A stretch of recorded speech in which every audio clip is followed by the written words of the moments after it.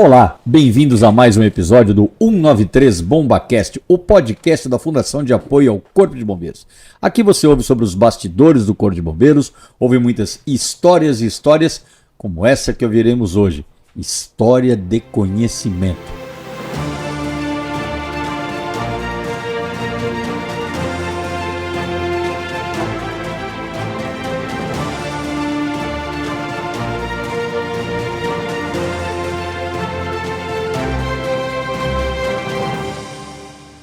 Mas eu vou começar assim, né? Como é que o Dr. Eide, recém-formado, foi parar nessa história dos projetos de atendimento pré-hospitalar de São Paulo? Conta um pouco dessa história pra gente. A história tem muitos pedacinhos, né? Cada pedacinho nos leva a algum canto, a algum lugar, né? A minha história foi cheia desses pedacinhos. Em parte pelo meu perfil, né? Eu sou inquieto. Eu não gosto de uma ou outra coisa só, eu curto muitas coisas, e nessas muitas coisas eu fui até hoje, eu fico fazendo coisas, entendeu? Coisa diferente. Isso me deu, já contando um pedacinho atual, né? Isso já me levou a ter 6 títulos de especialista, mais uma área de atuação dentro da medicina, nesse tempo todo, e sempre fazendo APH paralelo. Eu entrei na faculdade em 1969, me formei em 74. Esse ano estou fazendo 50 anos de formado. 50 anos de formado, puxa vida. Então, já dá pra fazer a conta da idade dele agora. É fácil. Eu entrei com 23 anos e eu estou com 73 anos atualmente. Pois é. E graças a Deus me sinto bem. Bom garoto. E em 74, no último ano da faculdade, eu fiz um internato, né, o sextonista, aqui no Hospital do Servidor Público Municipal, aqui perto da gente. Do lado aqui, na Liberdade. Na Vergueiro. Na Avenida Vergueiro, perdão. Isso, na Vergueiro. E no dia 1º de fevereiro, dia do Joelma, né? É verdade. E naquele dia, eu fui passar visita nos meus pacientes no 9º andar. Quando eu entrei no quarto, os pacientes estavam em pé na janela. Todos os pacientes que podiam se levantar estavam em pé. Era uma enfermaria com vários leitos. Eles estavam em pé, olhando para a janela. Né? E eu então fui, o que está acontecendo, né? E aí dava para ver um enorme incêndio ocorrendo. Né? E em seguida, e era o Joelma, em seguida veio um som no hospital, uma chamada, para que todos os médicos descessem para o pronto-socorro, e assim fiz, né, também. E no pronto-socorro, aí a cena é complicada, né? A Santa Casa e o Hospital Municipal foram as principais... Os mais próximos, eu imagino, né, Ed? Paravam combis e descia gente queimado naquele estado. E descia gente muito queimado, também traziam morte. Naquela época, eles pegavam e levavam, né? Assim, achando que... E muitas vezes o corpo entrava pela porta da frente e já levavam e tiravam ele pela porta de trás do pronto-socorro. Não é um corredor, né? O pronto-socorro. E já tiravam. E assim eu me deparei pela primeira vez com um ambiente desse, em 74, né? Edifício Joelma. Na sequência, eu terminei a faculdade, terminei o internato, virei residente, prestei concurso, virei residente do hospital, e depois de residente eu virei assistente, prestei concurso na prefeitura e passei, então eu fiquei no hospital e também podia acumular o concurso. Eu escolhi Pirituba, e lá em Pirituba eu comecei em 79. Agora eu dou um passo para trás. Em 76, a prefeitura inaugurou a SECOM, que foi o primeiro serviço de APH, como a gente chama hoje, né? Uhum. E já chamava na época também. O primeiro serviço do Brasil. Não existia nada, nenhuma referência de atendimento por ambulância. Em 76, o então prefeito Olavo Setúbal inaugurou esse serviço lá na Brigadeiro. Né? É claro que para ele inaugurar, alguém levou para ele. Não vai. Claro. Não tinha nada no Brasil, nenhum. Como é que alguém começa?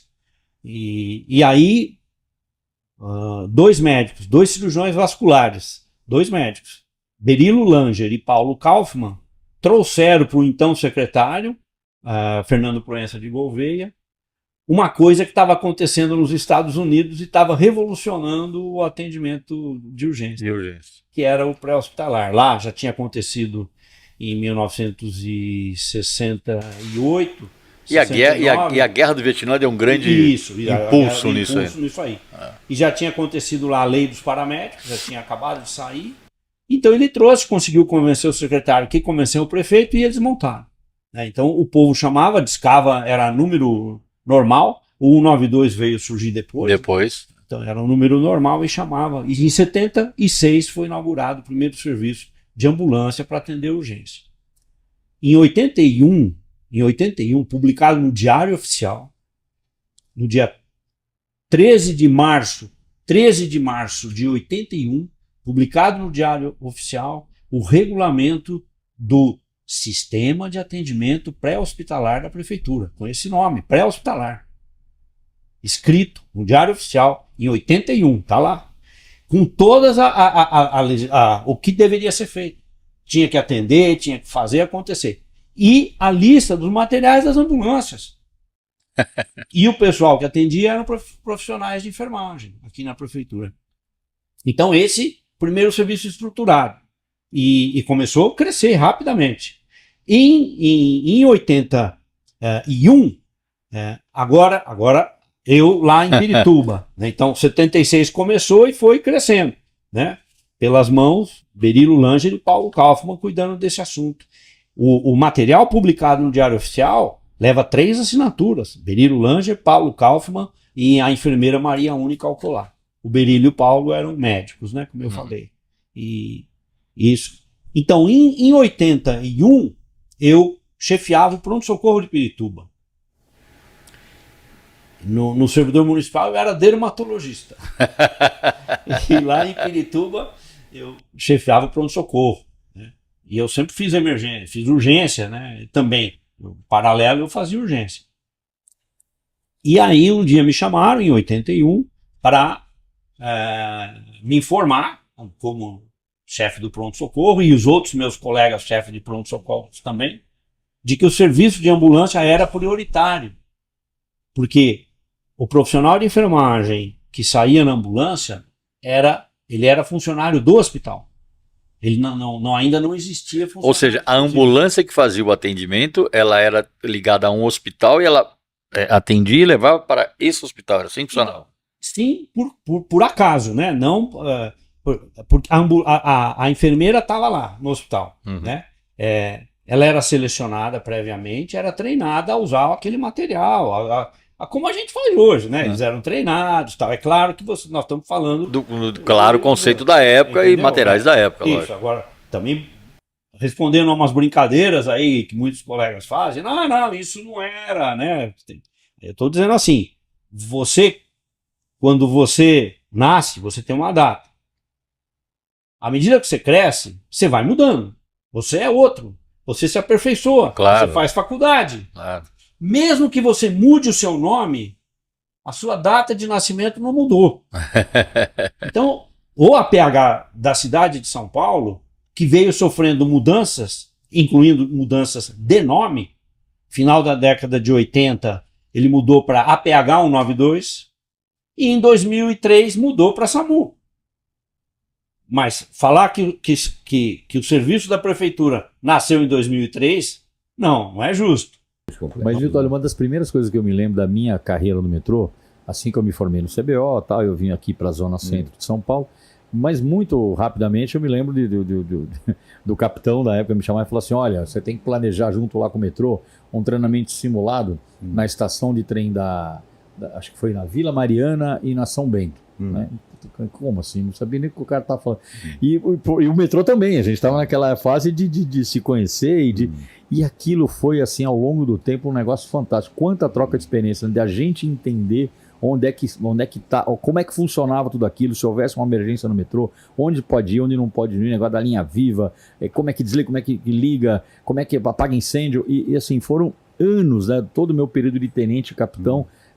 Aliás, é uma época que o departamento operacional determinava, né, cada posto do bombeiro que tem estação de metrô tinha que programar uma programação conjunta com vocês 2 treinamentos por ano. E nós fazíamos isso. Eu sei. Bom, você era o cara, né? Eu sei.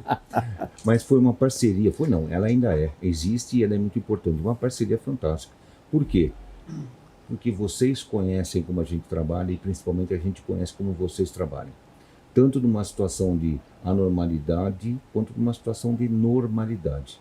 A gente, infelizmente, tem algumas situações que a gente não gosta nem de comentar, mas nós tivemos há um mês atrás um suicídio e o passageiro acabou ficando preso no truque.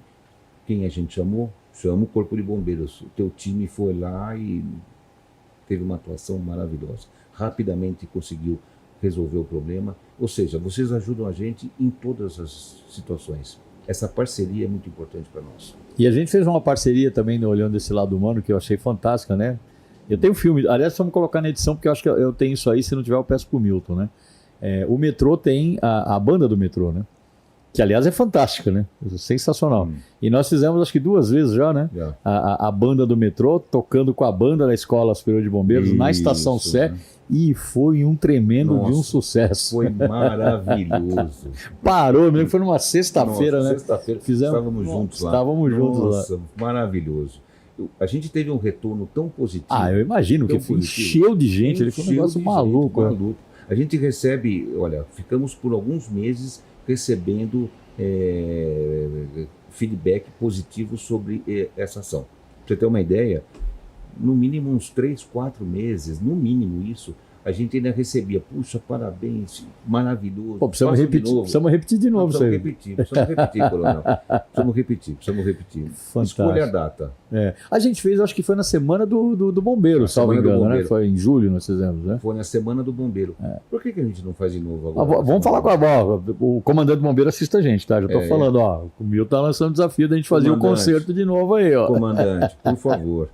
Os músicos estão por aí, é só a gente reunir o pessoal. É só a gente sentar com a turma, conversar, vai sair coisa boa, que com bacana. certeza.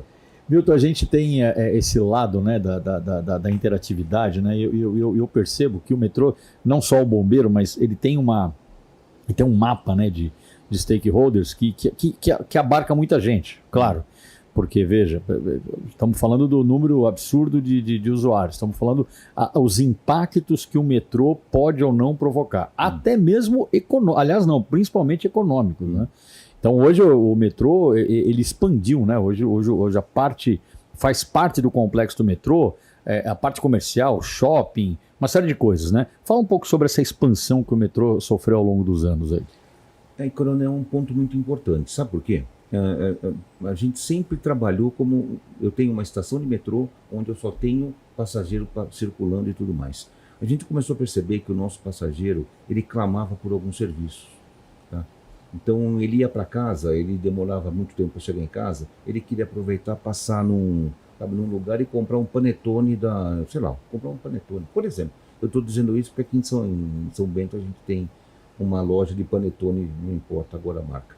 E ele cobrava isso da gente, falava, puxa vida, não tem uma loja, não tem um lugar onde eu posso aproveitar tomar um café, comprar um presente pro meu filho que faz aniversário. Justamente. A gente começou a trabalhar esse assunto já faz uns mais de 20 anos. E a gente chegou à conclusão que o passageiro, para variar, tem razão. Tem razão.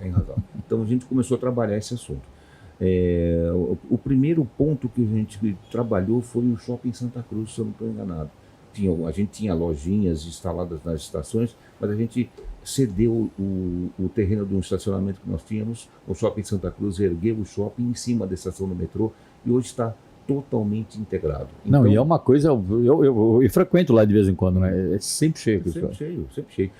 O passageiro do metrô, ele tem um shopping, na verdade, quase dentro da estação, que ele pode comprar qualquer coisa no caminho para casa, no caminho para o trabalho. Ele sobe no shopping, almoça, janta, Paga uma conta, joga na loteria esportiva, troca câmbio. Eu vou trocar câmbio porque tinha uma casa de câmbio lá, você falou de Santa Cruz. Muitas vezes eu fui lá para fazer câmbio e tem uma casa de câmbio dentro do shopping. Tem uma casa de câmbio dentro do shopping. Ou seja, você tem uma série de alternativas para você dentro do shopping. Vou tomar só um café, tem um lugar. Vou comer uma coxinha.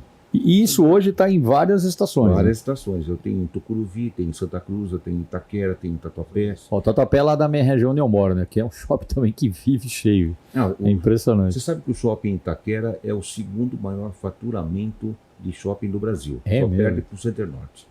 E o shopping Itaquera. Bom, mas ali também é a estação terminal e o volume de passageiro também é um negócio... E claro, está de frente, aquela maravilha que é o estádio do Corinthians, né? Eu sei que você é palmeirense, você não vai concordar comigo. Eu posso falar o que eu penso? Não. Vamos mudar de assunto. Mas, Coronel, sem brincadeiras, o local é muito bom e ter o estádio do Corinthians em frente também é muito positivo. Também colabora. Colabora demais. A gente tem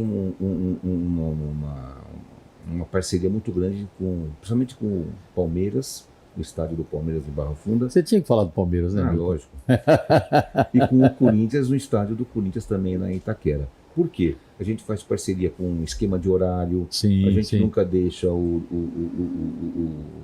público sem metrô. Então, isso eu posso garantir para você que sou testemunha disso, né? Eu vou com a minha esposa muitas vezes assistir show lá no Allianz, né? No Allianz Parque. E a gente vai de metrô, porque não vale a pena sair de carro lá. E o seu coração treme quando você Não, eu vou lá pelo show, viu, Milton? Mas eu sou obrigado a admitir, É a melhor arena para show espetáculo do Brasil. É muito boa. É espetacular, não tem o que falar. Independente de qualquer coisa, é muito bom. É espetacular. Mas a gente nunca deixa ninguém na mão. Ou seja, você chega de metrô e você volta, você sai. Estende o horário até, porque eu já vi isso acontecer também, nós já usamos isso. Estende horário. Muitas vezes, em jogos, principalmente da Libertadores, tudo, o jogo vai até meia-noite, meia-noite e pouco, pênalti, alguma coisa assim. Quantas vezes a gente deixou a estação, a linha 3 aberta, para o torcedor do Corinthians voltar? Claro. Ou do Palmeiras também, voltar. Então, a gente estende o horário para isso, ou seja, é questão de filosofia. O metrô de São Paulo está aqui para atender a população. Não, e a versatilidade, né? Porque eu vou lembrar de um fato que certamente você vai se lembrar. Na época da Copa, no Brasil, a gente no planejamento de como... Né, a gente tem que se preparar para tudo, evidentemente, né? Então a gente estava preparado para acontecer um grande acidente na Arena Corinthians, né? E a solução, bolada aí junto, o bombeiro e o metrô, foi aquela composição, você vai lembrar disso, que ficava equipada como se fosse no Pátio Itaquera, com prancha, com desfibrilador, com tudo, que tinha uma grande capacidade de mover vítimas, né? Que no caso a gente levaria lá pro HC, né? Isso. E, cara, aquilo foi assim, a construção daquele projeto, eu fui lá ver, achei fantástica. E foi uma coisa construída a 4 mãos, sem entre dúvida. O Corpo de Bombeiros e o metrô. Parceria. As pessoas nem imaginam um negócio desse, né? Ô, Joseval, o seu filho trouxe uma foto aqui que eu achei muito interessante. Ela tá projetada atrás de você não precisa olhar não, porque o pessoal lá tá vendo, né? Essa foto aí, ó. Me fala um pouquinho dessa foto aí, o que ela representa? Você vê, essa foto, eu tô vendo agora. Pô, a minha mãe tinha razão, eu era um menino lindo, né? Não é só olhar de mãe, né? Porque quando alguém me fala, não, o senhor estava muito bem, estava bonito, eu falei, a segunda mulher que fala isso, a primeira foi minha mãe. Mas, veja bem, isso aí é a década de 38, eu nasci em 38, no Rio, e eu devia ter o quê? 1 ano, 1 ano e meio, 2 anos. Você vê como a minha mãe foi profetisa. Porque eu estou com uma bola e um jornal. O que é que eu fui na vida? Um jornalista da Rádio Jovem Pan, do maior jornal do rádio moderno, que é o Jornal da Rádio Jovem Pan, e fui narrador esportivo durante 30 anos. Profético. Foi profético. Aí você tinha 3 anos de idade. Tinha, por aí, 3 anos de idade. Maravilha. E um dia o Tuta, num Natal, o Tuta tinha ideias geniais. Ele botou lá na sala, na recepção nossa, naquele Natal, as fotos de todos os artistas criança. E eu levei essa foto. Chamou a atenção de todo mundo. Ah, não tenho dúvida nenhuma. Parabéns, José Val, que coisa fascinante. Que história. Que história bonita mesmo, muito bonita. Em seguida, tinha férias no fim do ano, eu fui para Paranavaí. Meu avô, Francisco Isidoro de Oliveira, é fundador de rancharia. E depois, com a guerra, ele sucumbiu, tudo foi parar em Paranavaí, onde foi juiz de paz, está sepultado lá hoje. E quando eu fui naquele final de ano de 54 lá, que era a casa dos meus avós, porque minha mãe estava separada, tinha aberto uma rádio em Paranavaí. E o dono da rádio era amigo do meu tio. Aí eu já falei, ô tio Neno, falei, pô, deixa eu falar no microfone e tal, não sei o quê, eu já tenho experiência. Falou com Efraim, era o nome do dono, os dois amigos. Ah, não, pô, ele estava precisando, que não tinha. Não tinha Não, tirou 2 horas da tarde. Tudo bem, vamos lá. Tinha um radialista famoso lá, o Raimundo Lago, que me ensinou tudo, como é que era, como é que anunciava o disco, tinha que anunciar o autor, a música e tal, não sei o quê. Então eu trabalhei nas férias em Paranavaí por causa desse acaso que caiu no meu colo. Aí eu fui para Presidente Prudente, lá em Paranavaí a turminha ficava, porque não tinha luz elétrica, era gerador, a gente se reunia na frente do cinema. Um dos meninos, eu falei, onde a gente conversou, onde você vai agora? Eu falei, eu vou para Prudente, eu não vou mais voltar para Paraguaçu. O cara falou, pô, mas eu estudo lá em Prudente. Vem para o colégio IA Fernando Costa e tal, não sei o quê. Você conhece alguém de rádio? Conheço. Então eu vou te procurar. Cheguei para Prudente, eu tentei emprego, que eu já era contador, já era datilógrafo. Não consegui, porque não tinha ninguém para indicar. Aí eu procurei o Romildo Camarinha. Falei, Romildo, me leva lá na rádio. Tinha lá um senhor fantástico, que era o Baldo Garcia, funcionário da Ródia, Companhia Química Ródia. Ele era o vendedor do BHC, que era a região de algodão. BHC. Então, falou com o Baldo Garcia, falou, mas eu não sou locutor, pô, já fiz e tal. Me fez o teste e aprovou, ele ia lançar um programa de várzea. De futebol de várzea. Futebol de várzea, porque ele fazia o programa de esportes. Aí eu comecei assim. E aí tinha lá Flávio Araújo, que depois a Bandeirantes trouxe, e é onde eu aprendi a irradiar futebol com Flávio Araújo, da Rádio Bandeirantes. A coisa seguiu. 3, 4 anos depois, a minha mãe ficou doente, muito doente, sozinha. A família me ligou para você me despedir e lá ficar com ela, em Arapongas. Paraná. Aí cheguei lá, mas a Arapongas não tinha condição de pagar, era uma cidade pequena. Falei, mãe, eu vou para Londrina, ver se eu arrumo. Eu conhecia o Willy Gonzer, que era da Rádio Paiquerê. Conhecia não, eu ouvia. Não conhecia. Falei, eu vou para lá. Peguei o ônibus do Garcia, fui para Londrina. Quando entra na avenida, eu fiquei olhando e vi se tinha alguma rádio. Tinha nome na placa. Pô, não deu outra. ZYD4, Rádio Londrina. Eu puxei a cordinha, desci. Fui lá na portaria, falei, olha, eu sou... Aqui tem locutor esportivo? Tem sim. Tá aí? Tá. Como é que ele chama? Augusto Reis. Falei, fala para ele que tá aqui o José Val Peixoto, de Prudente. Porque a gente se ouvia. Eu ouvia Londrina, ele então... Pô, o Augusto desceu, falou, pô, o que você está fazendo aqui? Eu contei minha história.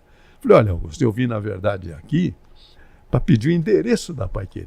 Eu não sabia nem que tinha esporte aqui. Eu ouço a Paiquerê. Falou, você não vai ao Paiquerê, não, você vai ficar aqui. Sobe comigo. Subiu, falou com a presidente, que era uma mulher. Fui contratado na porta. Caramba, hein? Na porta, Paulo. Bom, se existe destino de que o seu destino era o rádio, pô. Não, mas tem mais. Posso continuar nessa Claro, história? você deve. Tem mais. Que nós vamos chegar na Copa do Mundo ainda. Vamos chegar. Aí, bom, contratado. 4 meses depois, eu já tinha namorada, né? Minha namorada me enganou, porque hoje é minha mulher, eu não sabia que ela ia fazer 80 anos. Era uma menininha de 15 anos e tal. E um dos produtos é meu grande amigo Guimarães, está assistindo aqui, amigo só de 40 anos, né, Guimarães? Só de 40 anos. Então, e que saudade da namorada. Naquele tempo não tinha internet, televisão, não tinha nada disso, né? Era lenha. Aí eu estou lá no rádio, me liga, Presidente Prudente tinha 2 rádios, a PR5 e a ZYR84. Me ligou o gerente da PR5, falou, Geval, queremos trazer de volta.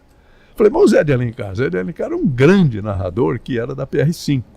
O Wilson era o nome dele, do gerente. Falou, não, a Pan-Americana contratou o Zé de Alencar. Nós estamos sem locutor. Queremos te levar. Eu ganhava 6 mil. Falei, eu preciso ganhar 8 mil. Falei, não, pagar 7 e tal, que era uma rede paulista. Eu falei, bom, posso ir para Arapongas avisar minha mãe que vocês vão me contratar? Não, pode ir. Tira 2, 3 dias e vai lá falar. Eu fui para Arapongas, que era pertinho.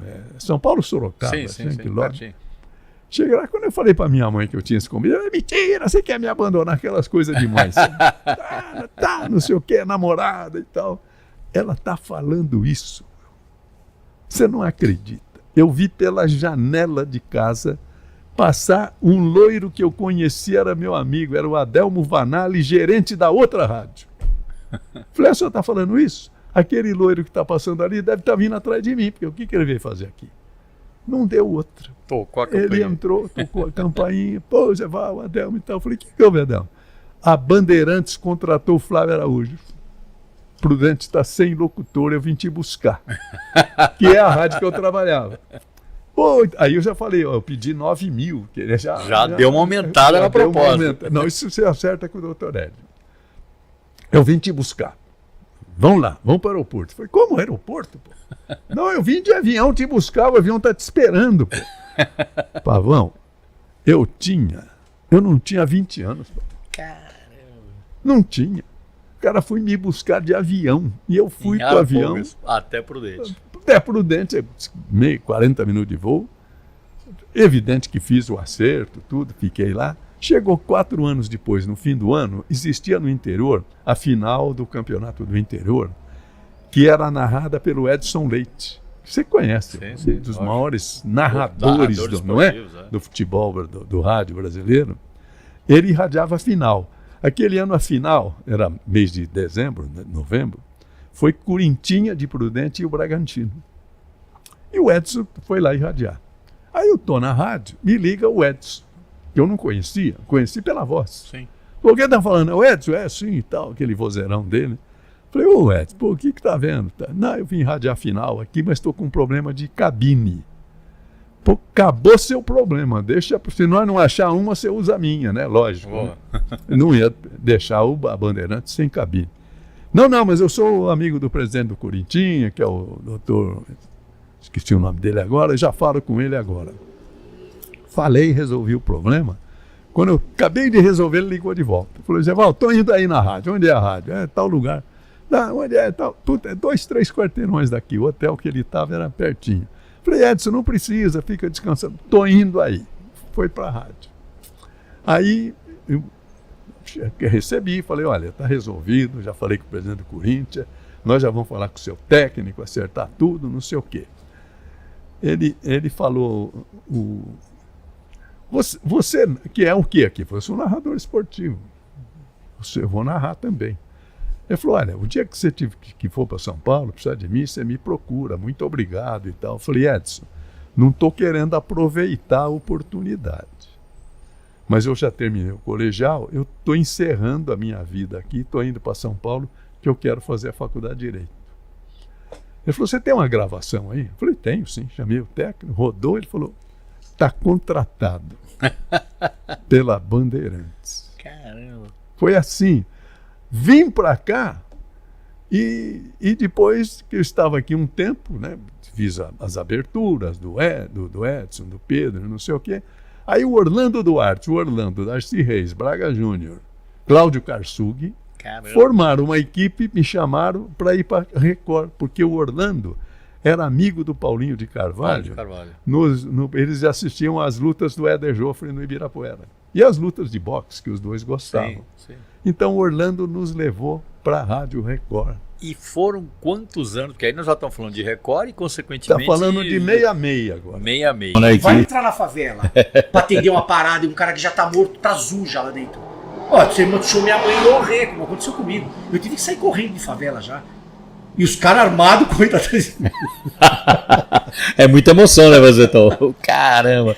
Vazetão, assim, você estava dizendo, né, esses seus primórdios, estagiário e tal, houve toda uma adaptação, né, até dos prontos-socorros, né, até das emergências, né, para receber vítimas que já levava, que você levava para lá, os médicos, os bombeiros, até num grau de estabilidade muito diferente do que eles estavam acostumados a chegar na porta de uma emergência, né?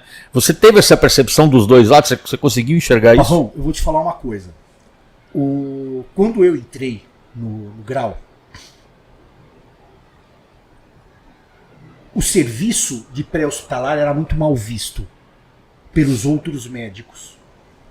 Eu vou te contar uma história que, na época, me deixou sem chão. Eu já não estava mais estagiando, mas eu já estava correndo.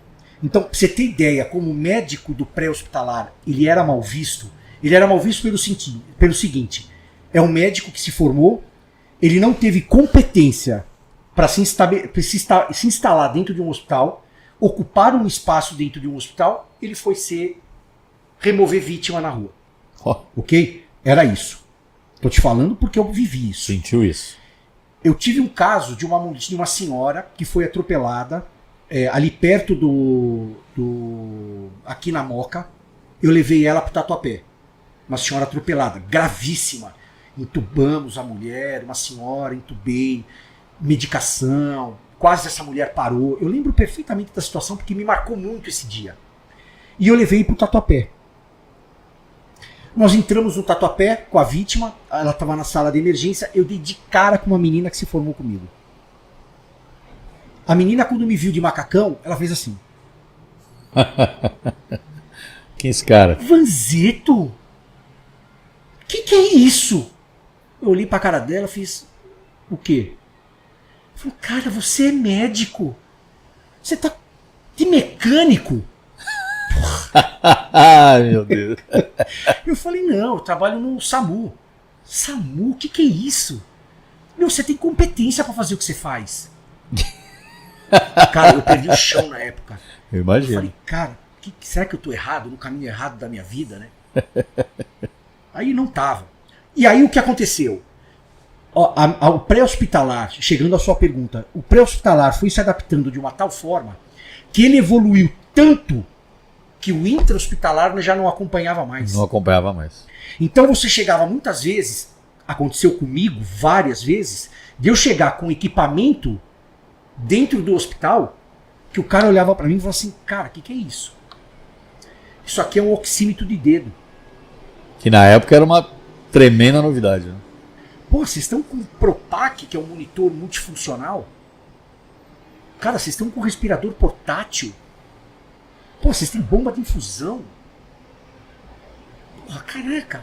Vocês estão medindo saturação? Vocês estão medindo... A gente teve muito tempo aqui um aparelhinho que era um laboratório portátil. Eu cheguei a medir gasometria dentro do hospital, porque a gasometria do hospital não funcionava e demorava mais de 7 horas, porque ele saía de um lugar e ia para outro hospital fazer... Você fazia na hora. Eu preciso da hora da gasometria. Eu fiz na hora pro médico. O médico falou pra mim assim, cara, você salvou a vida do doente. Com o aparelhinho que eu tinha, pequenininho assim. Com uma gota de sangue eu fiz a gasometria do doente. Então a medicina pré-hospitalar se especializou de uma tal forma... Não, hoje já tem a residência médica. Pois né? A evolução chegou nisso agora. Exato. Se especializou tanto, de uma tal forma, que o hospital não acompanhou. Então o hospital ficou devendo para nós depois. Eu queria encontrar ela agora e falar assim, o que você está fazendo da sua vida? Mas não tive oportunidade. Seria interessante. Mas você sabe que, olha, poxa, a gente que acompanhou essa história inteira, né? Porque eu cheguei no Bombeiro em 91, né? Eu lembro dos primeiros médicos que foram contratados para o sistema.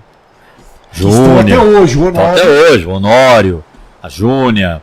Tinha um cara que saiu que era teu vizinho do Cambuci, que era o Dr. Oswaldo. Você lembra do Oswaldo? Oswaldão, morava lá no Cambuci também. Puta sim. Cara. Fui pra 1000. Exato. Então a gente viu essa história desenrolar. Então tudo que você está falando, eu estou aqui, né, lembrando de algumas histórias. Cara, a estrada, ela foi longa, foi exatamente o que você está falando. Foi. Mas uma coisa, a gente falou alguns nomes aqui agora, e é isso que eu queria falar, que eu acho que é o mais importante. O perfil dos médicos e enfermeiros que aderiram, que ficaram, é o cara do macacão. É o cara do macacão. É o cara do macacão. É o cara que gosta Gosta da encrenca. Né? Se não gosta, não fica. Não Pavão. fica, não aguenta. Não fica. E olha, eu vou cara. dizer uma coisa, e esse modelo se repete, porque eu também acompanhei, você também, quando aí nós viramos grau, né? O grau passou a chamar grau e o SAMU passou a ser um serviço municipal. E quando, você vai se lembrar bem, quando as viaturas de atendimento do SAMU passaram a correr dos quartéis de bombeiro com os médicos do SAMU municipal, e incrível, cara. Chegava um médico lá, a gente dava uma olhada no cara e falava, putz, esse cara não fica. Batata, o cara ia embora. Chegava, tirava ali um mêsinho de plantão e ia embora. Chegava um cara com esse perfil, só putz, esse cara vai ficar. Ficava. Eu percebo, isso é minha percepção, tá, Tânia? Isso é minha. O mercado gráfico de revista que explorava muito mais o factual. Estou falando das grandes revistas, né? Veja, Isto É, que todo mundo assinava, eu assinava, né? Hoje não assino mais. Isso eu acho que é o que migrou para o eletrônico, em grande parte, né? Sim. Porque você pega aqui o celular, você tem ali resenha de notícias, você tem, enfim. Então, o consumo da informação, ela digitalizou. Sim. Nesse aspecto, né? No imediato, né? No dia, no factual. Mas tudo que não é isso, é papel. Ela continua. O setor sofreu, então, essa digitalização da informação. Realmente, o setor e o mercado editorial sofreu bastante. Aí, o mercado editorial, tanto livro quanto revistas, jornais, sofreu bastante com isso. Mas existe uma retomada e a pandemia, nesse sentido, ela ajudou, as pessoas voltaram a ler, né, aqui no Brasil. Então, apesar do Brasil ter um índice muito baixo, né, de leitura, as pessoas retomaram, então existe uma retomada, existe um déficit enorme ainda, é necessário muitíssimo investimento em educação, mas outros setores subiram, por exemplo, embalagens, hoje é um setor mais forte, assim, vou dizer, em termos de investimento. E outros setores também, comunicação visual, cresceu enormemente, né? Você tem, nessa área ainda editorial, eu estava falando a semana passada com um gráfico, ele falando sobre a volta dos catálogos.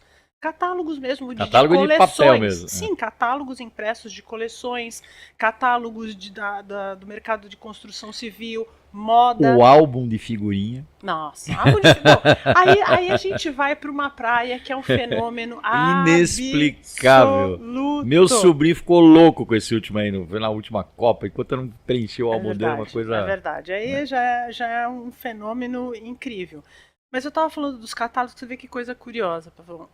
Os catálogos, então, eles caíram e agora eles estão sendo retomados. Por quê? Porque as pessoas se sentem mais seguras ao acessar um site a partir de um catálogo impresso. O impresso, ele traz credibilidade.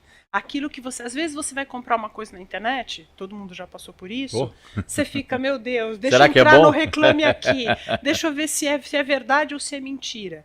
Quando a pessoa pega um impresso, pega um catálogo, abre o catálogo, vê, nossa, quero essa câmera, quero esse vestido, quero essa roupa, e tem um QR Code, e ela acessa o site...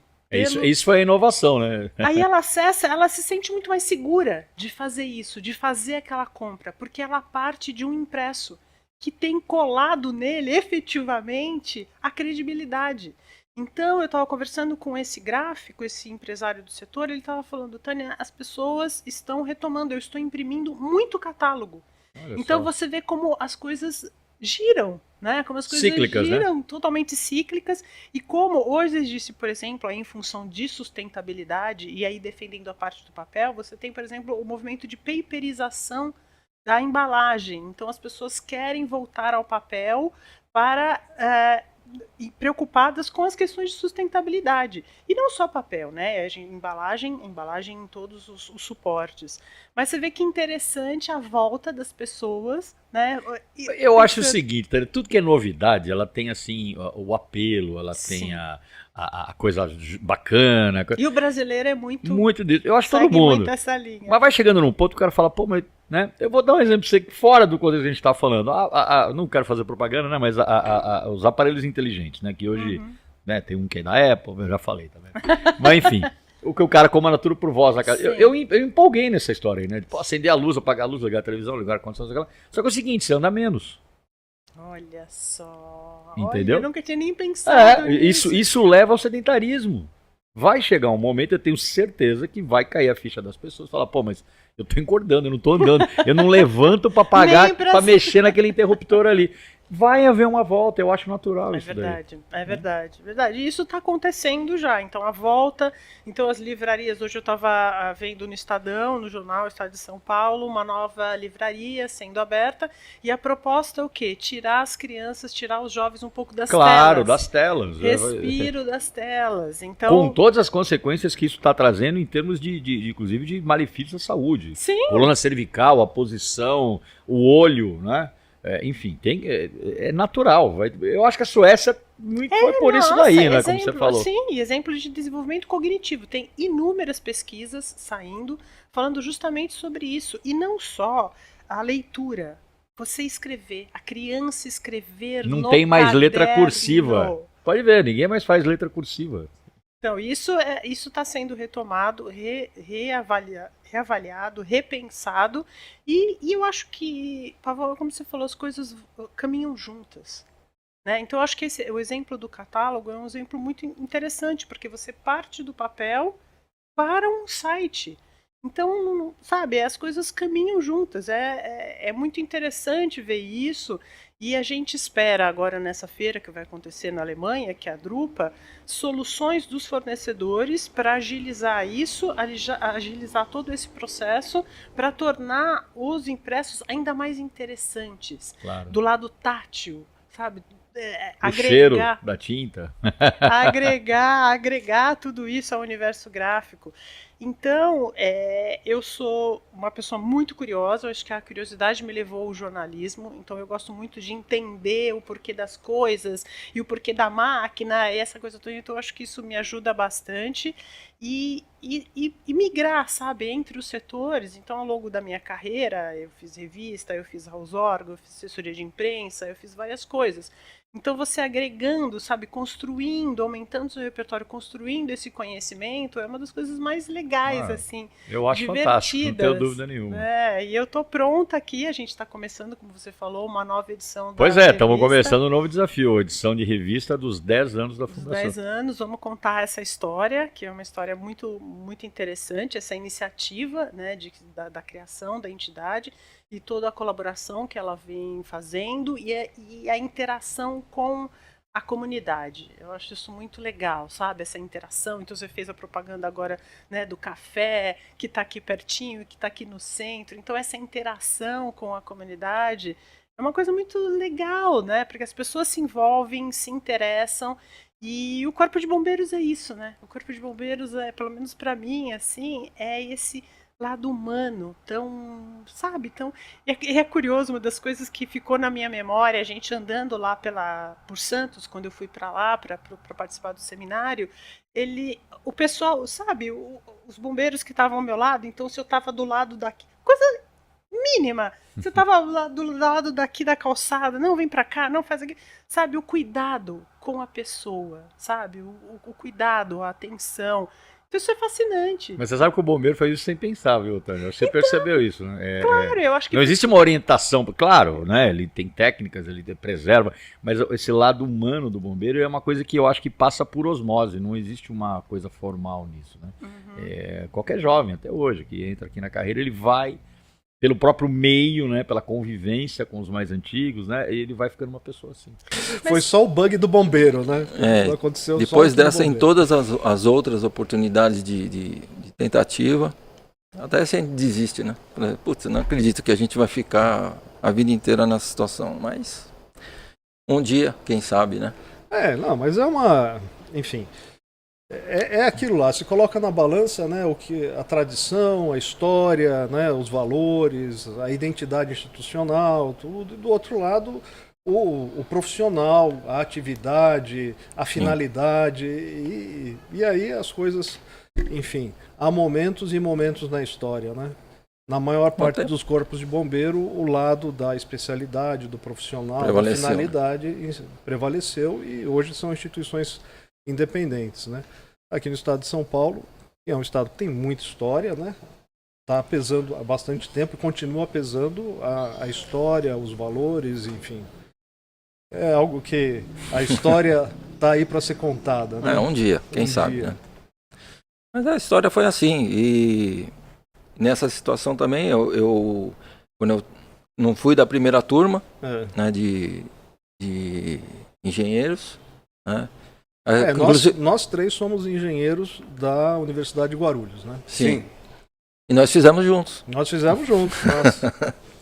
Eu comecei na segunda turma, acabei tendo que me afastar, depois nós tomamos na quarta turma, acho que foi, né? Acho que é quarta turma. E aí concluímos. E nesse meio tempo, né, que por um grupo de caminhantes, eu jogava bola com o Aldemir aqui, quando ele era tenente aqui e tal. Daqui a pouco ele me encontra, vamos bater um papo e tal. Não conta isso, não conta. Essa parte não. Essa parte pula. Essa parte não. É que na verdade, assim, hoje o Luiz, além de ser o diretor financeiro da Ebombesp, né, e eu estar presidente da Ebombesp, nós também trabalhamos juntos na empresa, né? Ele é o parceiro que sócio, ele não quis ser sócio, então tudo bem, né? Cada um, né? No seu momento histórico, né? Mas tá bom. O convite continua aberto, sabe, né? Mas, cara, não quis ser. O dia que você quiser assumir o prejuízo, você diz sim. Não, por enquanto tem lucro. Tá no lucro. Tá bom. É que tá antevendo. É manutenção preditiva, cara. Não é nem preventiva, é preditiva.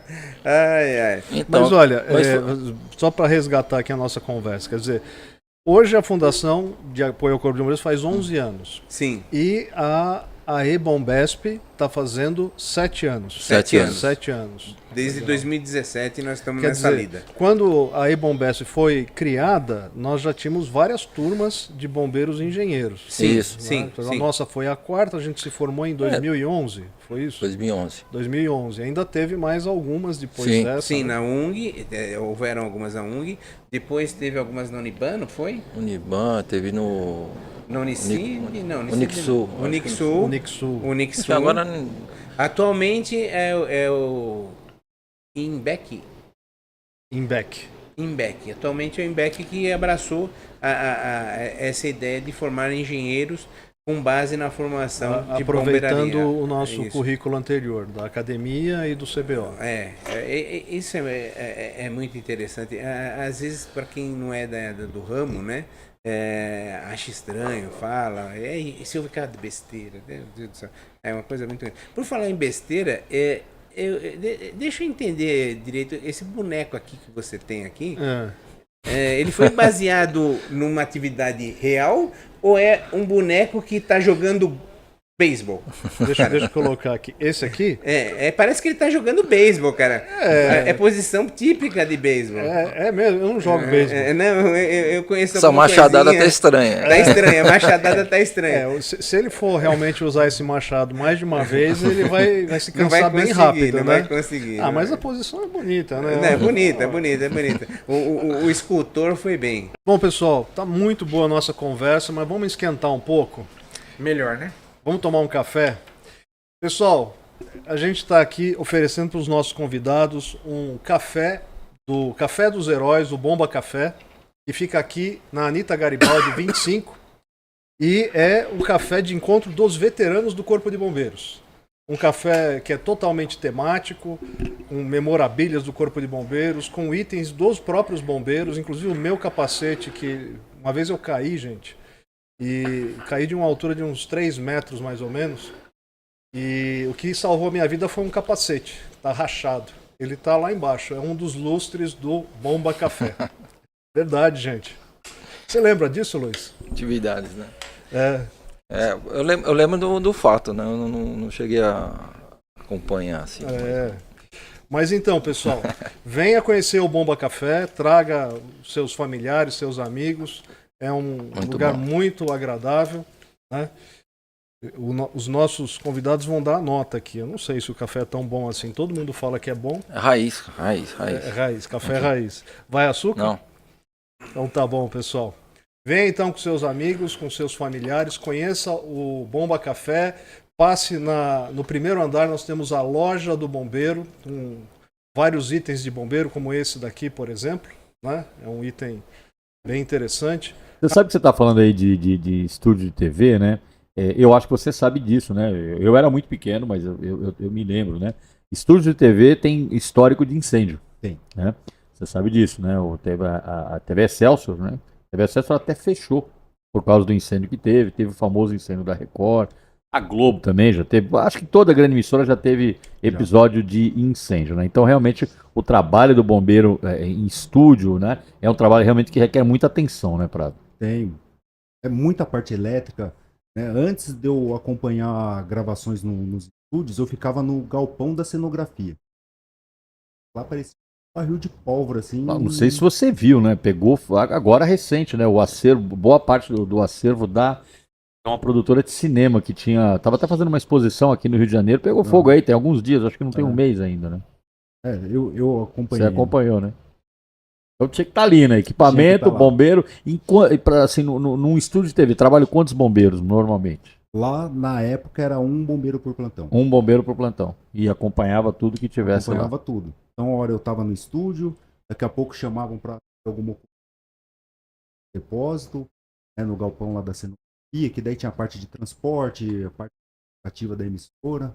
A gente fala assim, né? E lógico, para quem não conhece, o trabalho do bombeiro civil não é só de prevenção de atuação, ele também tem toda uma questão de cuidado com os sistemas de combate a incêndio. Fala um pouquinho sobre essa atividade que é inerente ao bombeiro civil também. Então, nosso dia a dia é o quê? Fazer a inspeção dos equipamentos, né, dos extintores, dos hidrantes, sistema de detecção e alarme de incêndio, as bombas, né, de pressurização da rede de incêndio, seja hidrante ou de sprinklers, portas corta-fogo.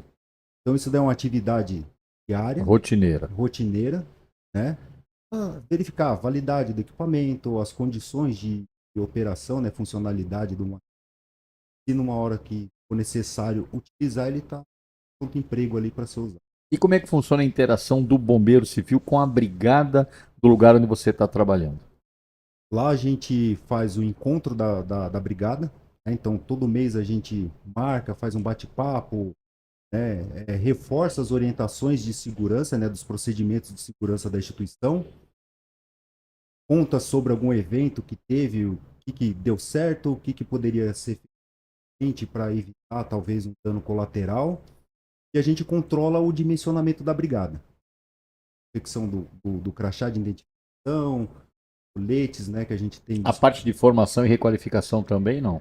Essa parte a gente auxilia o departamento de ensino corporativo, né, na montagem do conteúdo, né, porque assim, a gente tem um conteúdo básico feito para qualquer brigadista, classes de incêndio, métodos de propagação, extinção de incêndio, os extintores.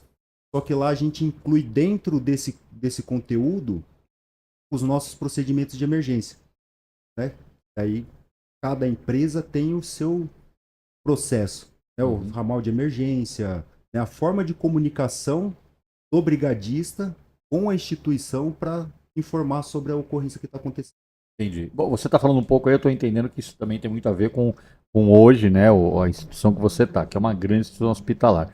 Qual que é o principal desafio para um bombeiro civil trabalhar numa grande instituição hospitalar como a que você trabalha? Se tivermos uma ocorrência, como fazer a remoção dos pacientes, principalmente de áreas graves, né, UTI, centro cirúrgico, parte de geriatria. E como é que o bombeiro se prepara, como é que a instituição se prepara para isso? Então é a preparação, né, do bombeiro, assim, cursos específicos. Então a nossa requalificação, inclusive, ela já é um treinamento customizado. Tá? É diferente de outra empresa, outras instituições que segue só aquele cronograma ali da norma. Então a gente tem um treinamento diferenciado na parte de incêndio estrutural. As vestimentas, né, os equipamentos que a instituição tem à disposição da equipe de bombeiros e essa relação junto com a brigada de incêndio. Simulados. Sim. Simulado faz de quanto em quanto tempo? Todo dia. Todo dia? Nossa meta de simulado... Mas são simulados... setoriais. Setoriais, certo. né? A gente não consegue fazer um simulado. Não dá pra fazer um único. abandono no hospital funcionando, É. né? Então a gente faz setoriais para alcançar o maior número de funcionários, não só brigadistas, como os funcionários não brigadistas também, para eles estarem, né, de certa forma ali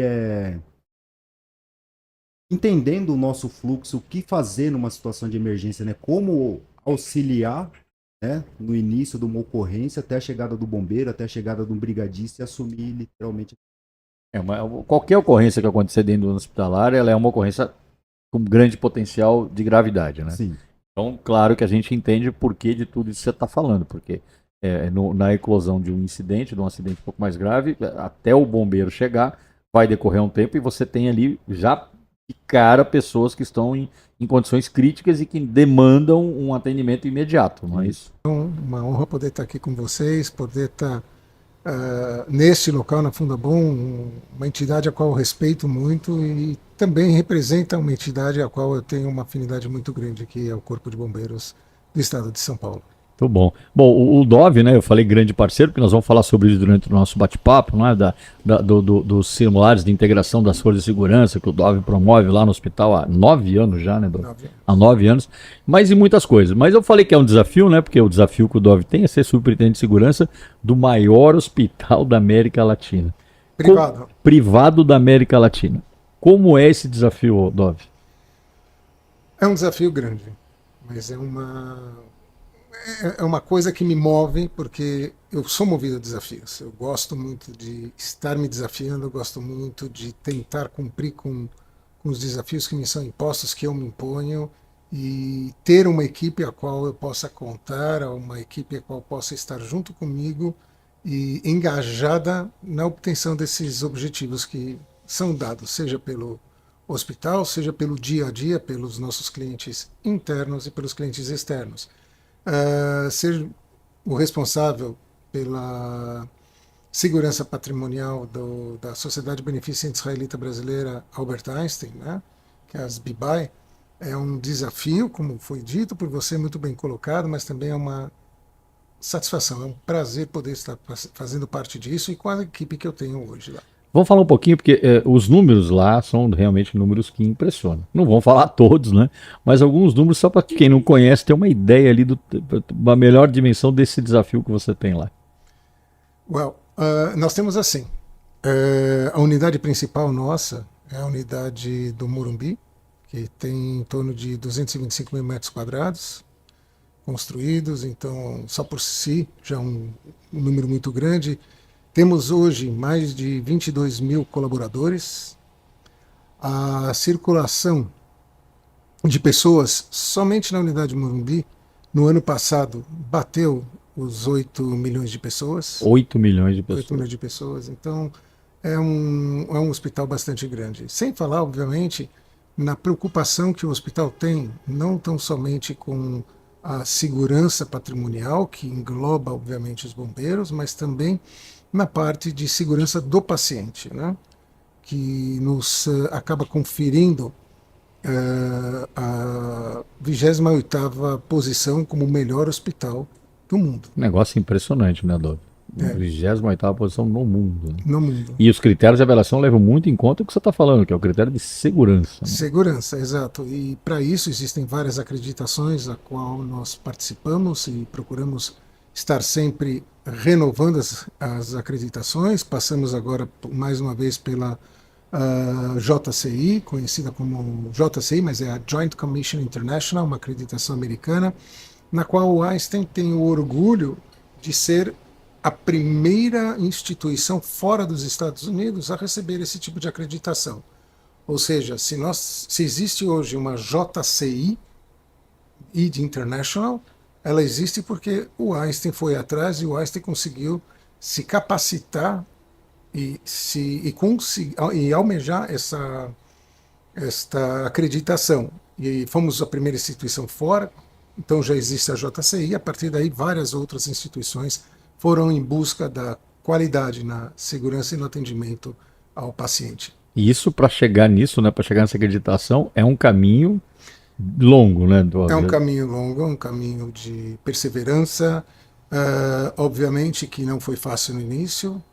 E eu estou participando desde 2008, quando eu entrei no hospital. Mas o meu filho, hoje ele está com 10 anos, ele ainda é fanático, mas ele já foi muito fanático por bombeiro. Inclusive, a festa de aniversário de 5 anos do meu filho, Tema de bombeiro. eu morava nos Estados Unidos e a gente contratou um bombeiro, que ele, como o bico dele, não, o negócio que ele também tem, um caminhão de bombeiro na década de 50, todo restaurado. Que bacana. E ele vem na casa e faz um desafio para os alunos, para os meninos na festa. Depois me lembra de te mostrar o vídeo. Foi muito legal. A gente aqui, para dar uma notícia, porque nem todo mundo sabe ainda, né? Mas recentemente o nosso secretário de Segurança Pública, o Derrit, aproveito para agradecer ao secretário Derrit, assinou aí a transferência do patrimônio histórico do bombeiro para a fundação.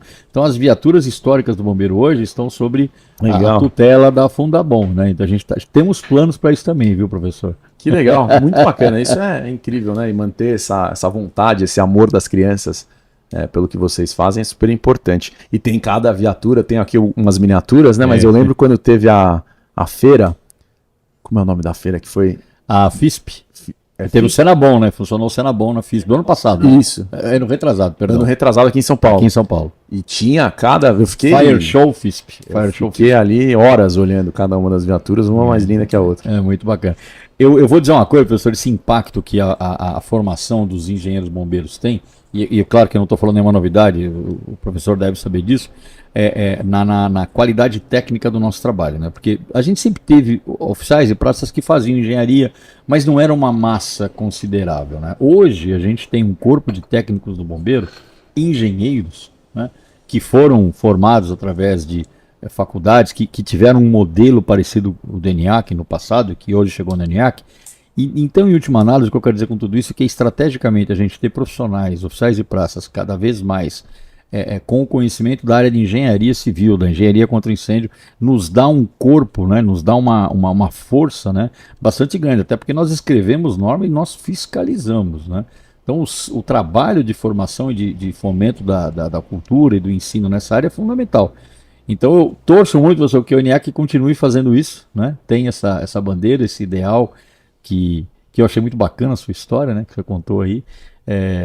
E eu só tenho que agradecer. Agradecer em nome do Corpo de Bombeiros, as pessoas, os nossos bombeiros que são engenheiros, formados por ENIAC, os que estão se formando, os pós-graduados.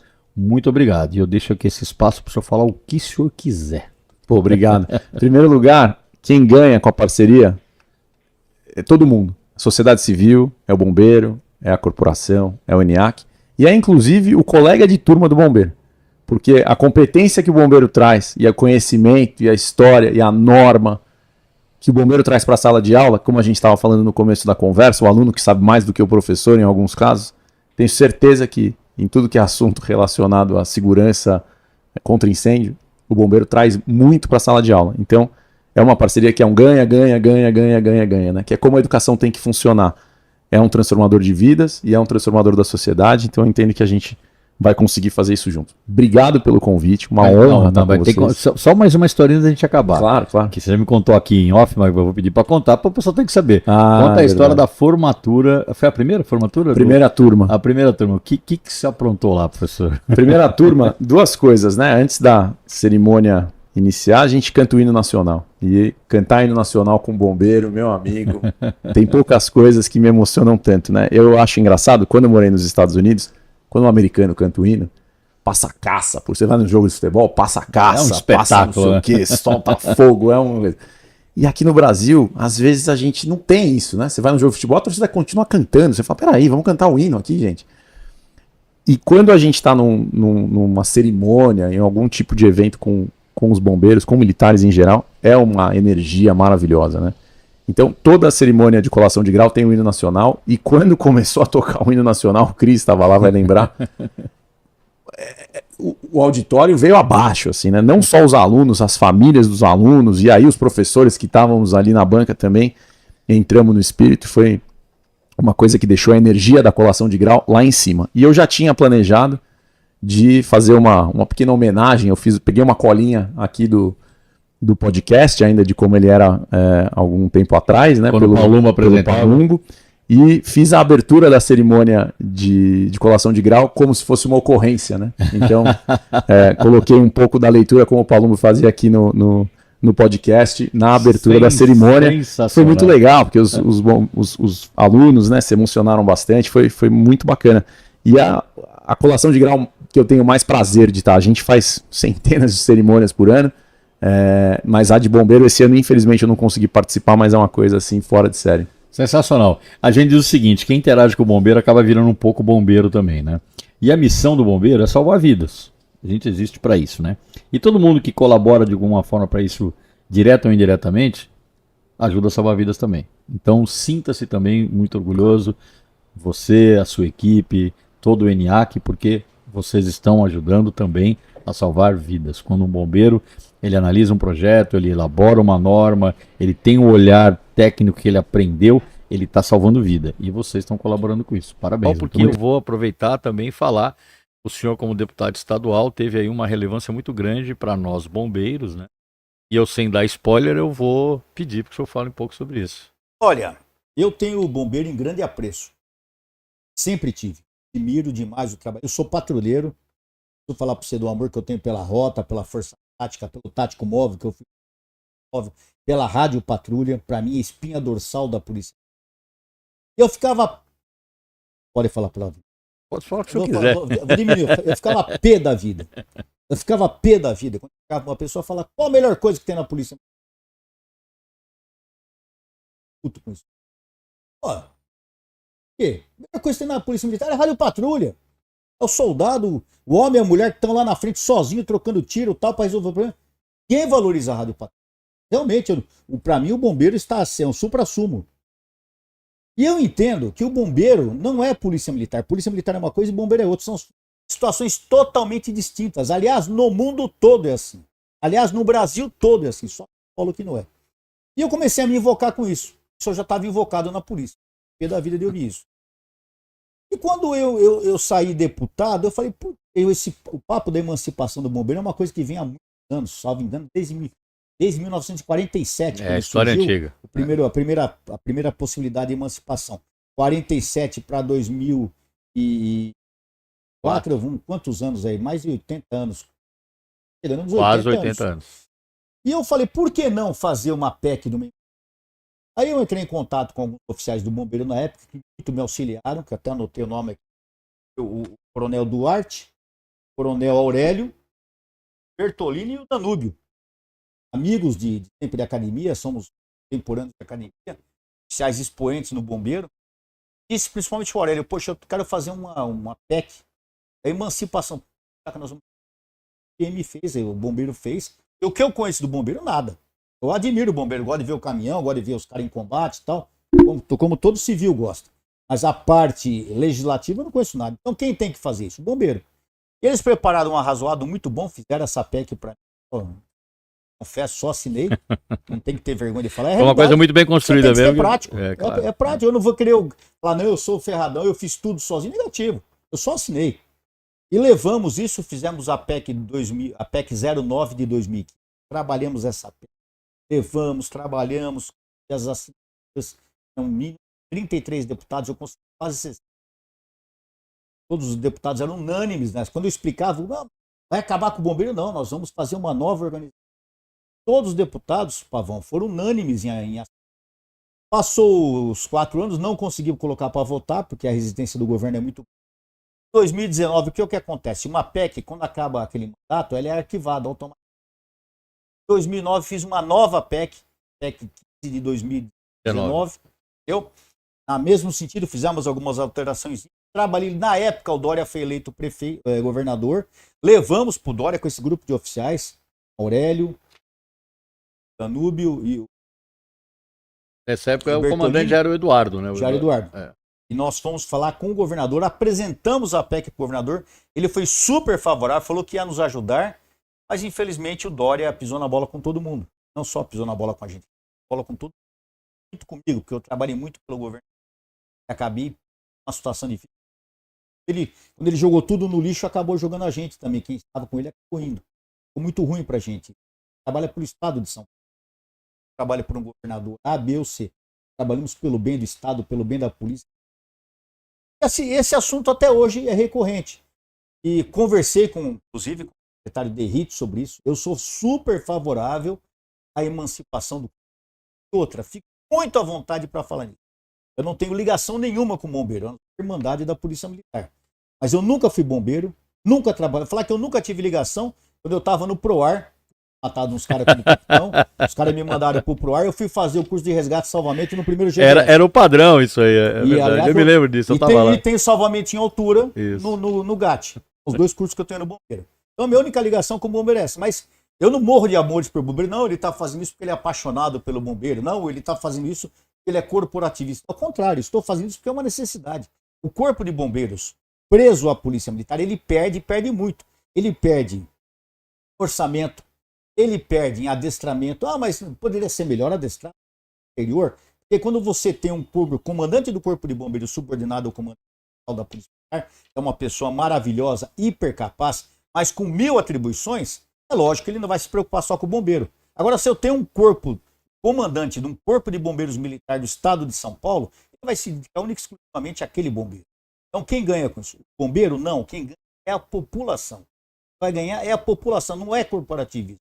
E nós vamos ter um trabalho junto com os bombeiros voluntários, junto com os bombeiros municipais, aumentar esse efetivo de bombeiro nosso, que é ridículo. Eu não sei há quantos anos tem, 9.200 e pouco anos. Fixados no 10.025. Aumentou um pouquinho. É um pouquinho, muito pouco. Mas a gente tem o efetivo, menos que o efetivo do bombeiro da cidade de Nova York. Como é que pode isso? Impossível. Nós estamos falando do estado de São Paulo. Então existe uma. Então o pessoal tem medo da novidade. Quando você fala em inovar, a Polícia Militar tem muito medo disso. Tudo que você fala em inovação, somente os oficiais mais antigos, hoje eu sou um antigo, né? Mas você fala aqueles mais antigos que eu, que já tem 30, 40 anos de aposentado, quando você fala em emancipar, você vai. Eu ouvi o coronel falando isso pra mim, nada, você é um traidor. Por quê? Você vai emancipar o corpo de bombeiro, você vai acabar com a Polícia Militar. A tradição, eu falei, coronel, que tradição, coronel? Tradição é o cidadão salvo, tradição é a Polícia Militar ganhando bem, o bombeiro ganhando bem, isso é tradição. Está falando de coisa de 100 anos atrás, o nosso soldado ganhando mal, o nosso cidadão com dificuldade de ser atendido por causa de tradição. Então está na hora de acordar. Então eu sou favorável à emancipação, trabalho pela emancipação. Incomodo o Derrite quanto a isso também, eu sei da dificuldade que ele tem, eu sei da dificuldade que o comandante-geral, seja ele quem for, para emancipar um bombeiro, ele vai ter junto com a turma dele, junto da pressão interna, nós sabemos disso. Mas é necessário coragem para mudanças, para ganhar no futuro. Não fizer isso, nós vamos estar travando o bombeiro de ser a maior instituição do país. Eu vou dizer uma coisa, comandante, olha, brilhante o seu posicionamento, como o senhor se coloca. Todos nós temos as nossas opiniões e nós a manifestamos à medida em que acreditamos no que falamos, né? E eu já fui muitas vezes durante a minha carreira, né? Eu cheguei ao comando do bombeiro, me vendo na situação de ter que explicar para algumas pessoas, principalmente estrangeiro, que bombeiro aqui em São Paulo é da Polícia Militar. Não consegue, as pessoas. O americano, por exemplo, o que ele consegue chegar mais próximo disso? Que isso existe lá. Você tem um policial que trabalha num determinado município, profissionalmente falando, ele mora em outro município e lá ele é bombeiro voluntário. Sim. Isso existe. Sim. Mas dizer que é uma coisa só, né? Que ele uma hora ele troca, ele vira polícia, outra hora ele vira bombeiro. Isso não existe. Então, pra você ter uma ideia, quando eu comecei a PEC lá atrás em 2015, era São Paulo e Paraná, só que tinha junto não tem mais São Paulo. Agora é só São Paulo. Poxa, São Paulo, todo mundo fala, é locomotivo do Brasil. Tudo que nós fazemos aqui é motivo não de copiar, mas de ser inspiração para as outras polícias. Porque nós não percebemos que já está na hora passou da hora de emancipar. É necessário. Não é questão de orgulho, é questão de necessidade. Para as duas corporações. O comandante-geral da PM vai ter mais tempo de se dedicar somente à PM. O comandante-geral do bombeiro vai ter tempo de se dedicar ao bombeiro. Os dois vão ganhar. Todo mundo ganha. São dois entes dentro da segurança pública. Poxa vida. Então, eu não sei porque o pessoal não acorda, Pavão, não dá para entender isso. Eu entendo até com um pouco de mesquinharia, no bom sentido, sem querer criticar, mas a mesquinharia de falar, eu quero mais, eu sou forte, sabe? Isso é muito ruim para nossas ações, porque a Polícia Militar tem seu passado glorioso, que nada vai atrapalhar, embaçar esse passado, e não é emancipando o bombeiro ou não que nós vamos ter perda de crédito de valor. Pelo contrário. Eu acho que nós seremos mais valorizados ainda. Profissionalmente. E podemos muito mais progredir na nossa